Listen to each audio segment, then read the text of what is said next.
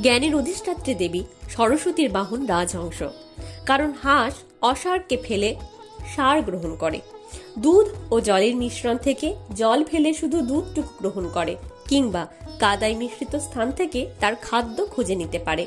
মায়ের সঙ্গে পূজিত হয়ে শিক্ষা দিচ্ছে সবাই যেন অসার, ভেজাল, অকল্যাণকরকে পরিহার করে নিত্য পরমাত্মাকে গ্রহণ করে এবং পারমার্থিক জ্ঞান অর্জন করতে পারে।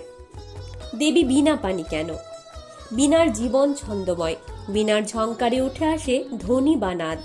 বীণার সুর অত্যন্ত মধুর, তাই বিদ্যার্থীদেরও মুখ নিঃসৃত বাক্যও যেন মধুর ও সঙ্গীতময় হয়। সেই কারণেই মায়ের হাতে বীণা।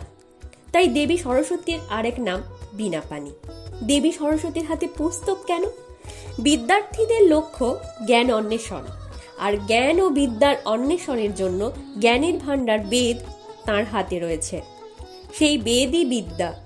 তিনি আমাদের আশীর্বাদ করছেন আমাদের জীবনকে শুভ্র ও পবিত্র করতে।